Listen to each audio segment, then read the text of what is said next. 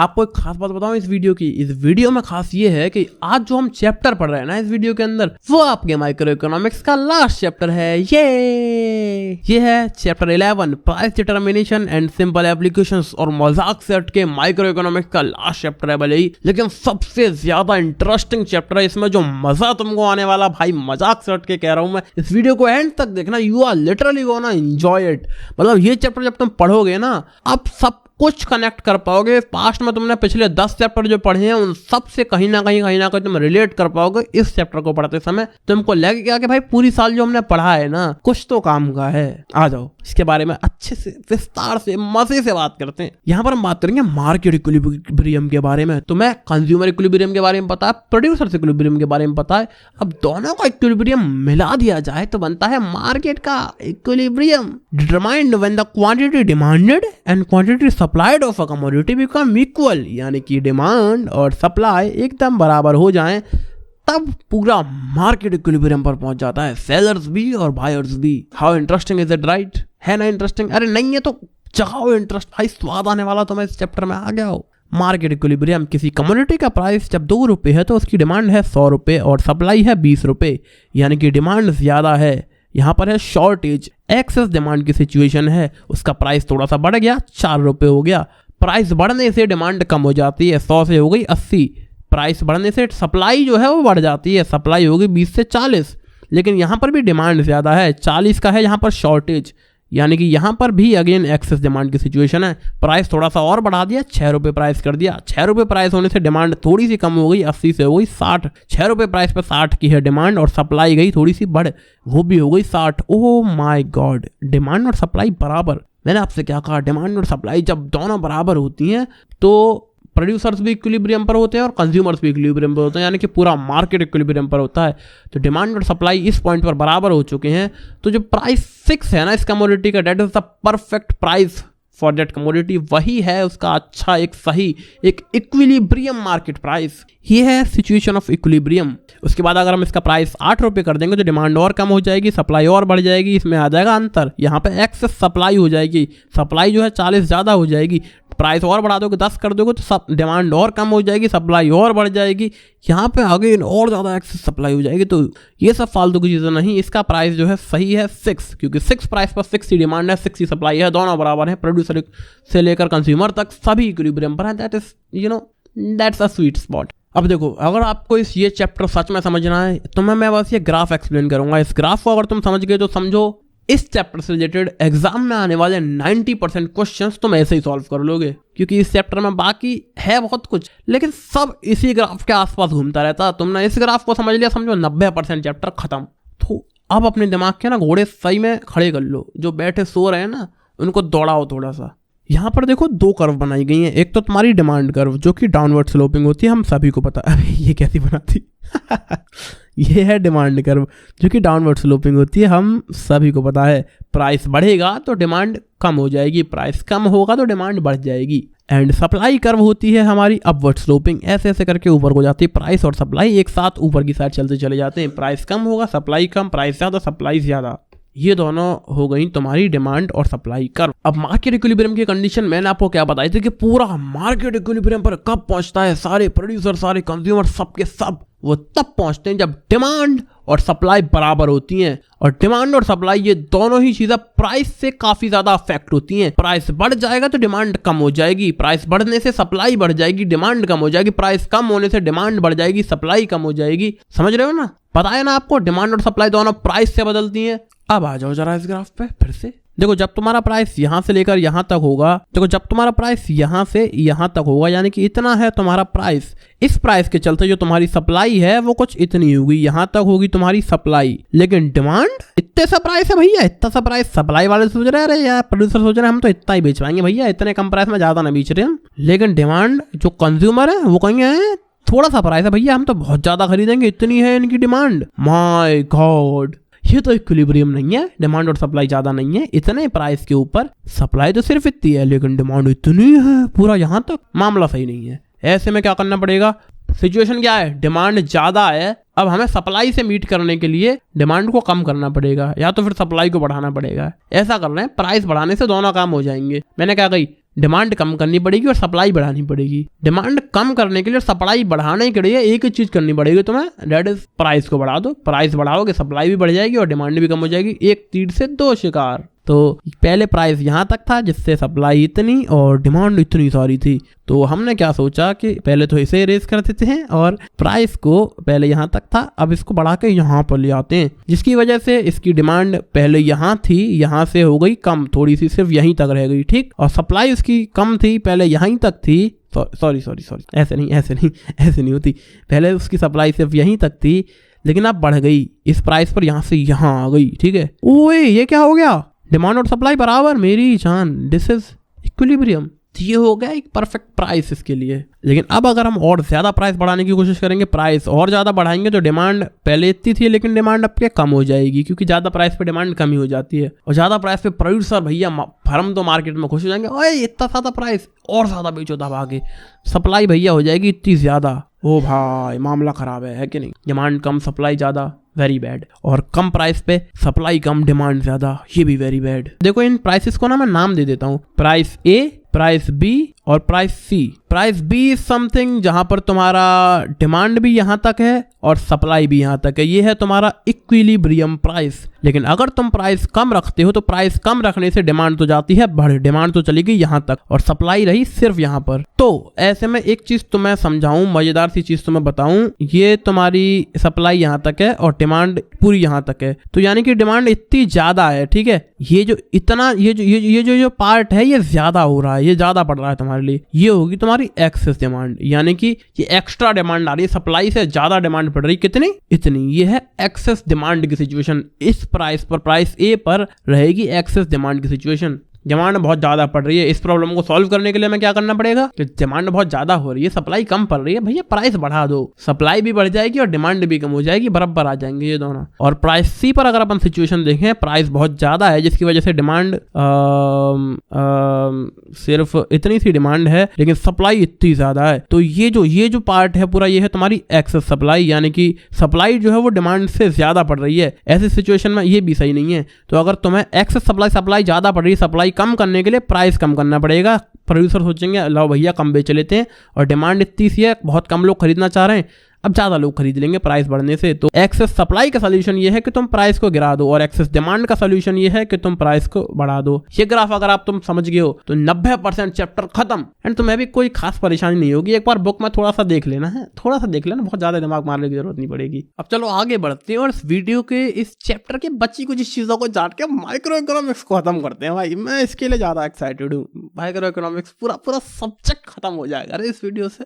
Excess demand मैंने तुम्हें अभी तो बताई थी, इतने प्राइस पे सप्लाई तो सिर्फ इतनी है और डिमांड इतनी ज्यादा है, तो इतना ये जो पार्ट है ब्लू डॉट, ये सॉरी ब्लू नहीं, इस येलो डॉट से लेकर इस येलो डॉट तक, ये है एक्सेस डिमांड। एक्सेस सप्लाई तुम्हारे इस वाले प्राइस पर डिमांड तो सिर्फ इतनी है लेकिन सप्लाई इतनी ज्यादा है, तो ये जो इस येलो डॉट से लेकर इस येलो डॉट तक जो है ये है excess supply. You already know this. Now moving forward in this chapter, यहाँ पर आता है effect of change in demand and supply on market equilibrium, यानी कि डिमांड में या फिर सप्लाई में अगर कोई चेंज आता है, यानी कि डिमांड सप्लाई कर्व में कोई शिफ्ट आता है, तो मार्केट इक्विलिब्रियम पर उससे क्या असर पड़ सकता है, ये चीज मस्त डिटेल में जानेंगे, बड़े विस्तार से, बड़े ज्यादा मजे आएंगे भाई। जो मैं कह रहा था ना इस चैप्टर में मजे हैं, ये इंटरेस्टिंग है, मोस्ट इंटरेस्टिंग पार्ट यही है। सबसे पहले आता है change in demand. Supply constant रहेगी, सिर्फ डिमांड में अगर बदलाव आते हैं तब कैसे होता है। देखो सबसे पहले increase in demand. For example हमारी जो डिमांड है कुछ इस प्रकार से इतनी बढ़ जाती है, तो पहले तुम्हारा डिमांड सप्लाई यहां पर मीट कर रहे थे, एंड ये इसको ऐसे कुछ सेट कर लेते हैं। तुम्हारा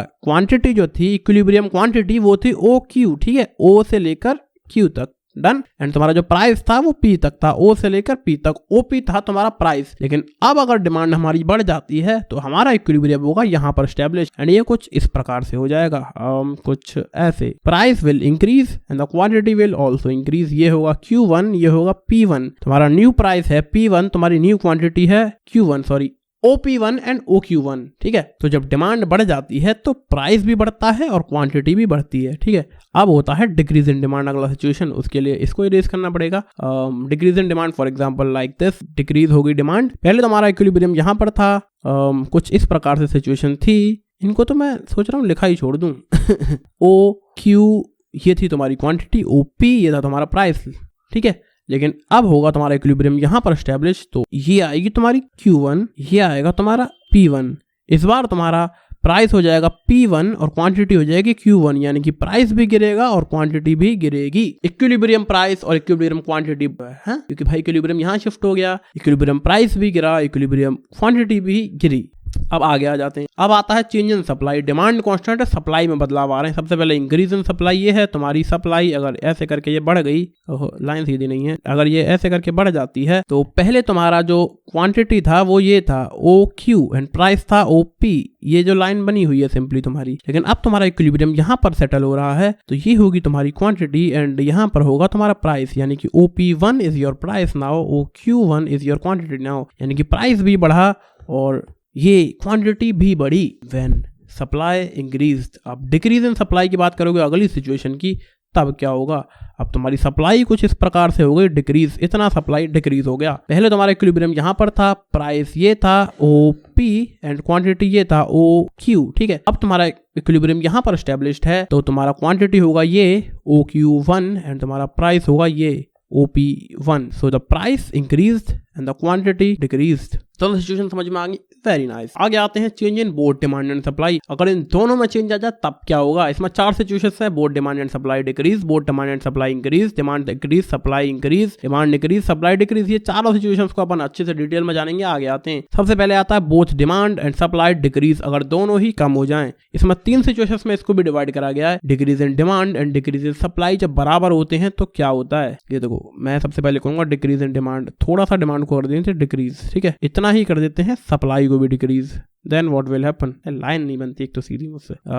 ये देखो, पहले तुम्हारा इक्विलिब्रियम कुछ यहाँ पर एस्टेब्लिश्ड था और तुम्हारा ये Q ये था, OQ ये थी तुम्हारी क्वांटिटी एंड ये OP ये था तुम्हारा प्राइस। अब तुम्हारा नया इक्विलिब्रियम यहाँ पर शिफ्ट हो रहा है, तो तुम्हारा प्राइस तो कांस्टेंट ही रहेगा, ठीक है, लेकिन तुम्हारी क्वांटिटी कुछ कम हो जाएगी। इस बार तुम्हारी क्वांटिटी है OQ1, क्वांटिटी कुछ डिक्रीज हो गई। जब डिक्रीज इन डिमांड और डिक्रीज इन सप्लाई बराबर थे, पहली सिचुएशन क्लियर, प्राइस तो सेम टू सेम रहेगा लेकिन क्वांटिटी हो जाएगी कम। इक्विलिब्रियम क्वांटिटी और इक्विलिब्रियम प्राइस की बात यहाँ पर हम कर रहे हैं, कंफ्यूज बिल्कुल भी मत होना। अगला सिचुएशन है decrease in demand is more then decrease in supply. ये देखो, सब डिमांड में तो आ गया तुम्हारा इतना सारा डिक्रीज, ठीक है, इतना डिक्रीज आ गया, लेकिन डिक्रीज इन सप्लाई सिर्फ थोड़ा सा आया। Then what will happen? पहले तुम्हारा इक्विलिब्रियम यहाँ पर था, ये था तुम्हारा प्राइस OP एंड ये था तुम्हारा क्वांटिटी OQ। डन। इस बार है तुम्हारा इक्विलिब्रियम यहाँ पर एस्टेब्लिश्ड, तो ये है तुम्हारा प्राइस OP1 एंड ये है तुम्हारा quantity OQ1। Okay, so the price got decreased and the supply also got decreased, sorry the quantity, equilibrium quantity also got decreased. ये सिचुएशन तुम्हें अच्छे से समझ में आ गई। बात करते हैं तीसरी सिचुएशन की, that is decrease in demand is less than decrease in supply. Demand में आता है सिर्फ थोड़ा सा चेंज और सप्लाई में, अबे ये क्या बना दिया रे मैंने, और सा बना दिया भाई, खतरनाक। डिमांड में आता है सिर्फ थोड़ा सा चेंज, ना डिमांड में चेंज, ये बनेगी लाइन। डिमांड में आया थोड़ा सा चेंज लेकिन सप्लाई में आ गया बहुत ज्यादा चेंज। सो पहले तुम्हारा इक्विलिब्रियम यहां पर था, तुम्हारा प्राइस था ये OP एंड तुम्हारा क्वांटिटी था ये OQ। अब है तुम्हारा इक्विलिब्रियम यहाँ पर एस्टेब्लिश्ड, तो यहाँ पर हो जाएगा तुम्हारा प्राइस OP1 एंड ये होगी तुम्हारी क्वांटिटी OQ1। सो क्वांटिटी होगी तुम्हारी कम और काफी कम हो गई, लेकिन प्राइस थोड़ा सा कम हुआ है। ये होगी तुम्हारी अगली सिचुएशन, यानी कि decrease in demand is less than decrease in supply. तीनों सिचुएशन आपके समझ में बढ़िया से आ गई होंगी। अब बढ़ते हैं थोड़ा सा और आगे।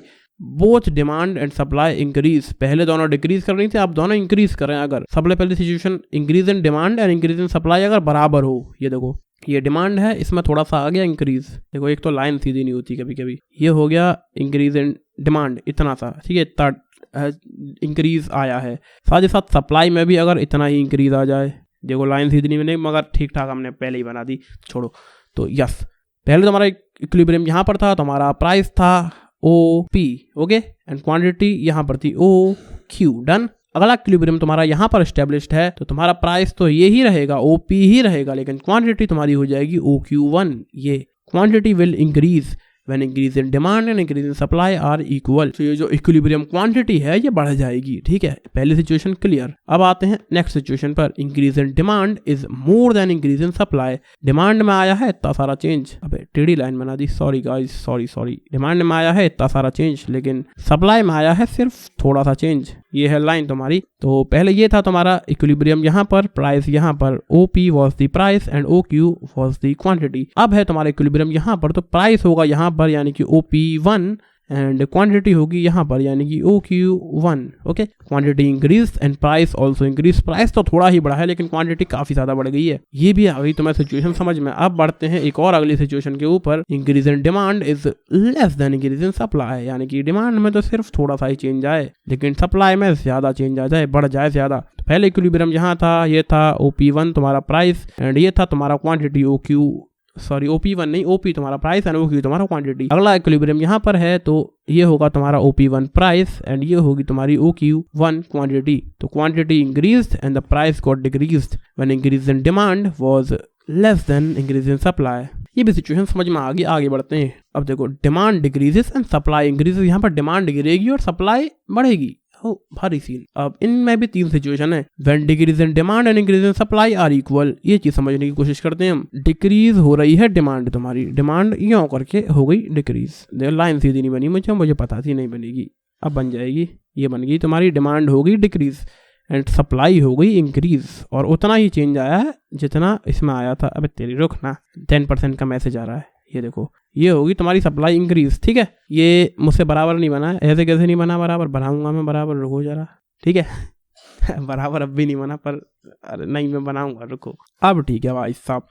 अब देखो, डिक्रीज इन डिमांड और डिक्रीज इन सप्लाई बराबर था। पहले तुम्हारा सिचुएशन ये थी, इक्विलिब्रियम यहाँ था, प्राइस था OP, ठीक है, क्वांटिटी ये थी OQ, इक्विलिब्रियम क्वांटिटी। ठीक है, अब जब तुम्हारा डिमांड तो हो गई कम और सप्लाई तो गई बढ़े, तो ऐसे में पॉइंट हो गया ये तुम्हारा। तो प्राइस तो हो गया तुम्हारा OP1 लेकिन क्वांटिटी तुम्हारी उतनी ही रही। ठीक है, उतनी ही रही, समझ रहे हो? ये नहीं ना बढ़ी ना कम हुई। ठीक, पहला सिचुएशन क्लियर। आगे बढ़ोगे अगले सिचुएशन की ओर। Decrease in demand is more than increase in supply, यानी कि डिमांड तो इतना सारा हो गया कम, ठीक है, सप्लाई बढ़ी थोड़ी सी बढ़ी। Okay, what will happen now? पहले तुम्हारा इक्विलिब्रियम यहाँ पर था, तुम्हारा था OP प्राइस एंड OQ था तुम्हारा क्वांटिटी। नेक्स्ट टाइम तुम्हारा इक्विलिब्रियम हो गया यहाँ पर स्टैब्लिश, तो ये OP1 will be your price and this OQ1 will be your quantity, यानी कि प्राइस गिरेगा, क्वांटिटी भी गिरेगी। प्राइस तो ज्यादा गिरेगा लेकिन क्वांटिटी थोड़ी सी गिरेगी। When decrease in demand will be more than increase in supply. Done। ये वाली सिचुएशन आ गई आपके बढ़िया से समझ में। पढ़ते हैं तीसरी सिचुएशन पे। Decrease in demand is less than increase in supply। अब देखो, decrease in demand होता है थोड़ा सा, डिमांड जाती है कम, और increase in supply होता है ज्यादा, सप्लाई बहुत सारा बढ़ जाती है। पहला इक्विलिब्रियम यहाँ पर था, ये था तुम्हारा OP प्राइस एंड ये था तुम्हारा OQ quantity. Okay, next equilibrium होगा यहाँ पर, ये होगा तुम्हारा OP1 प्राइस एंड ये होगा तुम्हारा OQ1 quantity. So the price got decrease and the quantity got increased. Price काफी ज्यादा कम हो गया एंड क्वांटिटी थोड़ा सा बढ़ गया।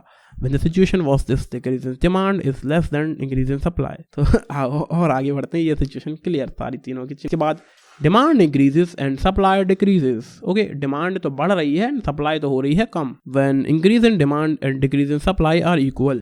डिमांड तो बढ़ गई थोड़ी सी, यानी कि इतनी, ठीक है, और सप्लाई हो गई हमारी इतनी ही कम। Then what will happen? अब सही से लाइन नहीं बनी है, sorry guys. Yes, this is the point, right? Yes, पहले तुम्हारा इक्विलिब्रियम यहाँ पर था, तुम्हारा प्राइस था OP और क्वांटिटी थी तुम्हारी ये OQ, ये थी तुम्हारी quantity.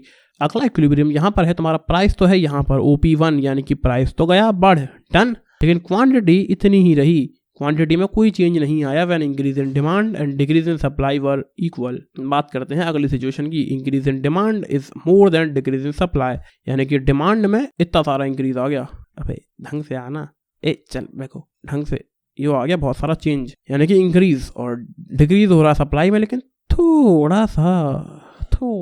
Then what will happen? पहले तुम्हारा इक्विलिब्रियम यहाँ था, ये था तुम्हारा OP प्राइस, ये था तुम्हारा OQ क्वांटिटी, डन। अब है तुम्हारा इक्विलिब्रियम यहाँ पर, ये होगा तुम्हारा OP1 प्राइस, यानी कि प्राइस बढ़ जाएगा एंड OQ1 तुम्हारी होगी क्वांटिटी, यानी कि क्वांटिटी भी बढ़ जाएगी, डन। ये भी सिचुएशन क्लियर। अब अगेन अपन तीसरी सिचुएशन की ओर चलेंगे। ये है increase in demand is less than decrease in supply. देखो, डिमांड बढ़ी, यो थोड़ी सी डिमांड बढ़ी, ठीक है, लेकिन सप्लाई भाई साहब इतनी सारी कम हो गई मेरी जान। Then what will happen? पहले इक्विलिब्रियम यहाँ था, OP था तुम्हारा प्राइस, OQ था तुम्हारा quantity. Now what will happen? Equilibrium यहाँ है तो OP1 will be your price जाएगा बढ़, and yes this OQ1 is will be your quantity हो जाएगी कम। When increase in demand is less than decrease in supply. तीनों सिचुएशंस क्लियर। कंफ्यूजिंग है लेकिन इंटरेस्टिंग है। अब आते हैं कुछ स्पेशल केसेस यानी कि और अटपटे cases. Change in demand when supply is perfectly elastic. Change in demand when supply is perfectly elastic. Okay,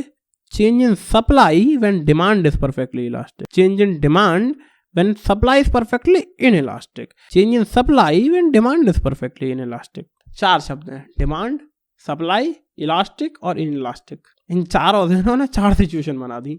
आओ इनको समझते हैं। Change in demand when supply is perfectly elastic. Supply जो है परफेक्टली इलास्टिक है, बदलने को खूब तैयार है।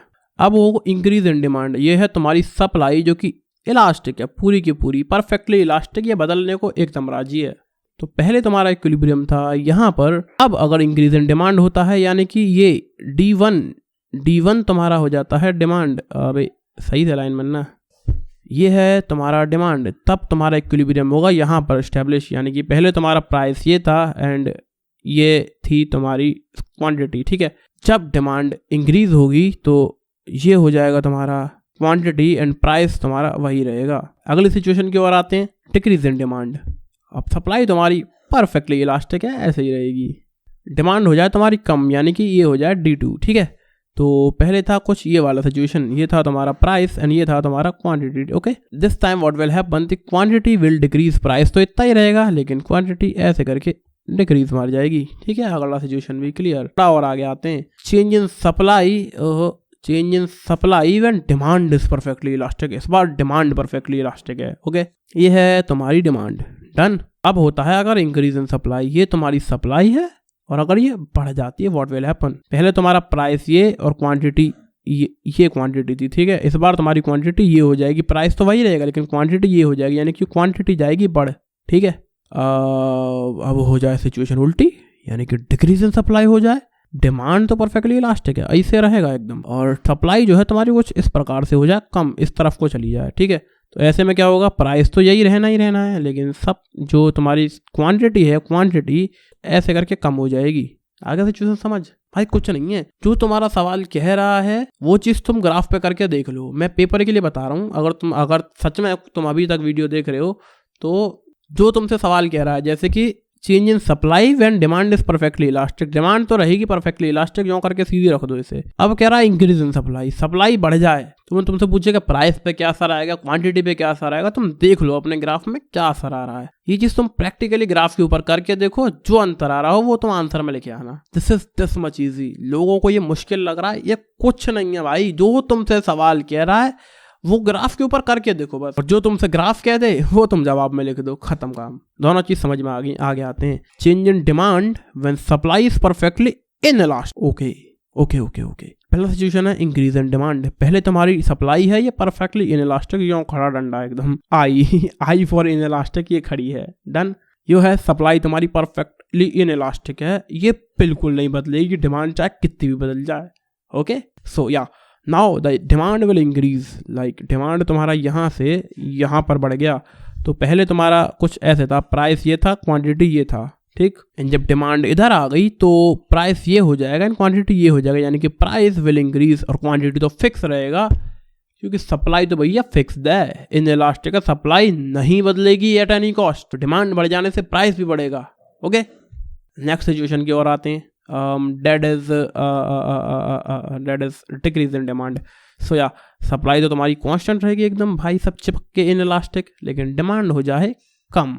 नाउ व्हाट विल हैपन, पहले तुम्हारा प्राइस और क्वांटिटी कुछ ऐसे था लेकिन इस बार तुम्हारा इक्विलिब्रियम यहाँ है तो प्राइस हो जाएगा ये एंड क्वांटिटी तो ऑफ कोर्स यही रहेगा, price will fall. Very easy. आगे आते हैं, change in supply when demand is perfectly inelastic. Now what will happen, सबसे पहले आता है इंक्रीज इन सप्लाई। डिमांड है तुम्हारी perfectly elastic, inelastic, I for inelastic, और ये आई की तरह डंडा सा खड़ा है बिल्कुल, ठीक है। अब देखते हैं सप्लाई की ओर। पहले तुम्हारी सप्लाई थी ये, ठीक है, तुम्हारा इक्विलिब्रियम कुछ ऐसे था, प्राइस ये और क्वांटिटी ये। अब तुम्हारी सप्लाई गई बढ़, ऐसे करके बढ़ गई, यूं करके तुम्हारा प्राइस बनेगा और यूं करके क्वांटिटी तो फिक्स रहेगी क्योंकि डिमांड फिक्स है, तो क्वांटिटी एकदम कतई इनइलास्टिक रहेगी, राइट। तो प्राइस विल फॉल नाउ, मतलब ये ग्राफ हमसे यही कह रहा है कि प्राइस गिरेगा तो गिरेगा, ठीक है।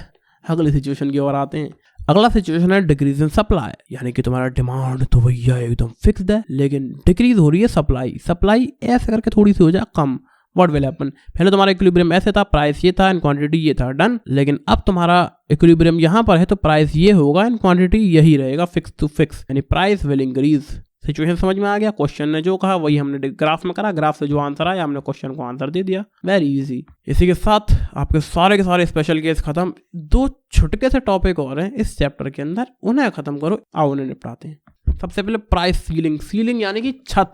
When equilibrium price is too high for poor people, government imposes an upper limit on the price of a good. Ceiling का मतलब होता है छत। तो जब ये इक्विलिब्रियम प्राइस जो होता है कुछ गरीब लोगों के लिए अफोर्ड करना मुश्किल हो जाता है, तो गवर्नमेंट की जिम्मेदारी है भैया प्राइस कम करवाया जाए, चाहे कैसे भी। मार्केट में कुछ सिचुएशन चाहे कुछ भी हो, हमें प्राइस कम करवाना पड़ेगा। तो गवर्नमेंट क्या करती है, एक छत लगा देती है यहाँ पे, बेटी जान इससे किसी का ऊपर प्राइस ना चला जाए। ये लगा दी इन्होंने प्राइस सीलिंग के, इससे ऊपर कोई प्राइस पे नहीं बेचेगा। हमने माना इक्विलिब्रियम यहाँ पे है, लेकिन ये सीलिंग है गवर्नमेंट की, प्राइस सीलिंग।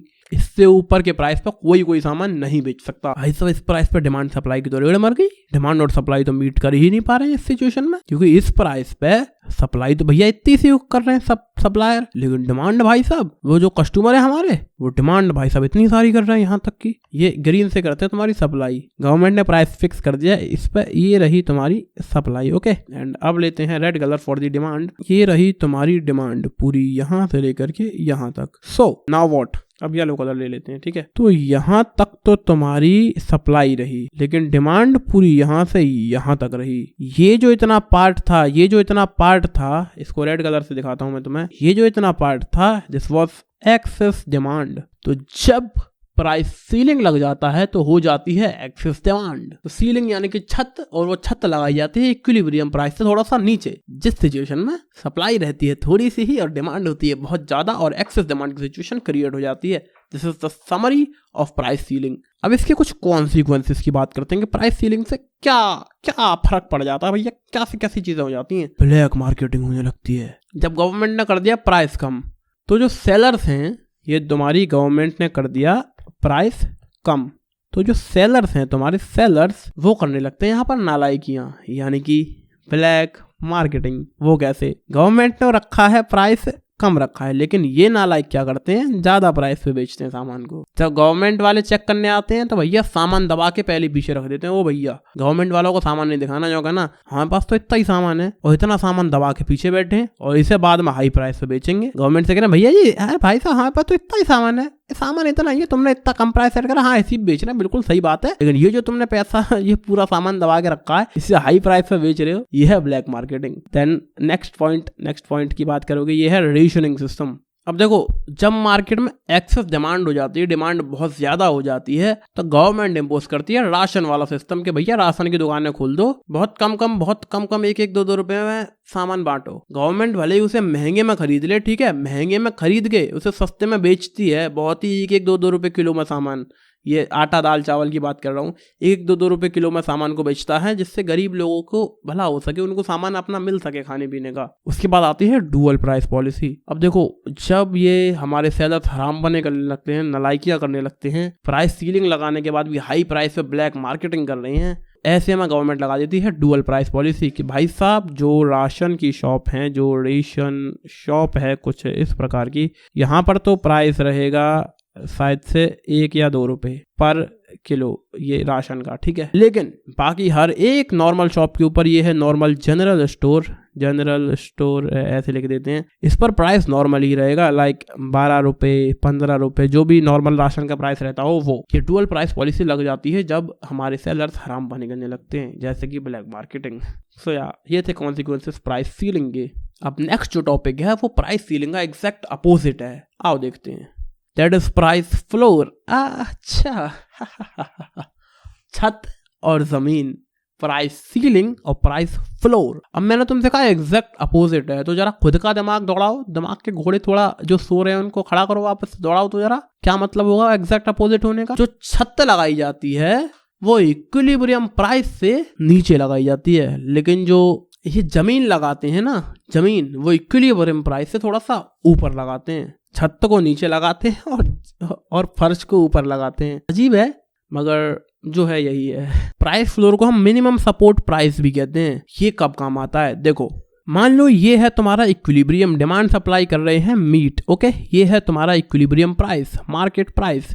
लेकिन ये जो प्राइस है ये कुछ फार्मर्स के लिए बहुत कम है। जो फार्मर्स हैं, स्पेशली फार्मर्स की ही बात चलेंगी यहाँ पर, तो फार्मर्स के लिए ये प्राइस है कम। वो बहुत ही कम इनकम कर पा रहे हैं, वो इनपुट दे रहे हैं ज्यादा, ओके, लेकिन आउटपुट पा रहे हैं कम। अब क्या करें भाई, इक्विलिब्रियम से वही प्राइस सेट हो रहा मार्केट के अंदर जो कि उनको बहुत कम पड़ रहा है, उनका गुजारा भी नहीं हो रहा भाई उतने पैसों में। गवर्नमेंट क्या करेगी भाई, एग्रीकल्चरर्स को, हमारी फार्मर्स को सपोर्ट करने के लिए क्या करेगी कि भाई साहब किसान जी ऐसा करते हैं कि आप ये जो इक्विलिब्रियम प्राइस है ना ये मत लो, इससे ज्यादा प्राइस लो मेरी जान, ये वाला प्राइस लोगे अब तुम, जिससे फार्मर्स को सपोर्ट मिल सके कि भाई साहब इतना काम करके इतना सा पैसा मिल रहा था, इक्विलिब्रियम होने के बाद भी इतना सा पैसा मिल रहा था, अब ज्यादा मिल जाएगा थोड़ा सा। तो इन्होंने ये फ्लोर फर्श लगा दिया कि भाई साहब इससे कम प्राइस पे कोई नहीं बेचेगा सामान, ठीक है। फार्मर्स को कोई भी उसके साथ जबरदस्ती नहीं करेगा, वो कम प्राइस पे चाहिए मुझे, तो फार्मर भी कहेगा नहीं मिलेगा कम प्राइस पे, गवर्नमेंट ने सेट करा ये प्राइस है तो ये प्राइस है, कहाँ का इक्विलिब्रियम, काम हमें क्या पता इक्विलिब्रियम क्या होता है, हमें तो इतना प्राइस गवर्नमेंट ने सेट करा, हम तो इतने पे बेचेंगे प्राइस फ्लोर पे, मिनिमम सपोर्ट प्राइस पे। इक्विलिब्रियम गया भाड़ में, हम बेचेंगे मिनिमम सपोर्ट प्राइस पे, क्योंकि भाई बहुत जरूरी है उनके लिए सपोर्ट करना भी। So this is what happens. लेकिन ऐसी सिचुएशन में भाई साहब होता क्या है, गवर्नमेंट ने कर दिया यो प्राइस सेट, ठीक है, यानी कि ये है तुम्हारा प्राइस जिस पर तुम्हारी जो डिमांड है वो इतनी है, ठीक है, इतनी डिमांड है और इतनी सप्लाई है मेरी जान। अरे भाई सब डिमांड थोड़ी सी और सप्लाई ज्यादा, यानी कि यहाँ से लेकर और यहाँ तक जो है ये जो पार्ट है दिस इज एक्सेस सप्लाई, यहाँ पर क्रिएट हो जाती है एक्सेस सप्लाई की सिचुएशन, क्योंकि चीजें बहुत महंगी हो गई, कम लोग खरीदना प्रेफर कर रहे हैं, सप्लाई बहुत ज्यादा हो गई। It causes excess supply which may be purchased by the government to increase its buffer stock और फॉर एक्सपोर्ट। जो एक्सेस सप्लाई होती है, फार्मर्स के पास बहुत ज्यादा सामान बचा पड़ा रहता है, स्टॉक, एक्सेस सप्लाई है, वो ज्यादा बेचना चाह रहे हैं उतने, क्योंकि प्राइस ज्यादा तो वो ऑब्वियसली ज्यादा बेचना चाहेंगे, लेकिन प्राइस ज्यादा तो खरीदने वाले कम खरीदना चाहेंगे। तो जो एक्स्ट्रा बच रहा है, जो लोग नहीं खरीद रहे हैं, ये पार्ट जो है तुम्हारा, ये एक्सेस सप्लाई वाला पार्ट, इतना पार्ट गवर्नमेंट खरीद लेती है, या तो उसका बफर स्टॉक रखने के लिए कि बाद में कभी भूखमरी आ जाए, कभी कोई फेमाइन आ जाए, कभी कोई परेशानी आ जाए, कोई समस्या आ जाए जिसमें हमें अनाज की जरूरत पड़े, तो अपना स्टॉक, बफर स्टॉक बना के रखती है गवर्नमेंट, के बाद में समस्या के समय पर काम आती है, या फिर वो उसे एक्सपोर्ट कर देती है जिससे देश की जीडीपी बढ़ सके, इंक्रीज हो सके, इंप्रूव हो सके। That's it. इसी के साथ आपका चैप्टर खत्म हो जाता है। Thank you so much for watching. Like share comment subscribe and bye bye.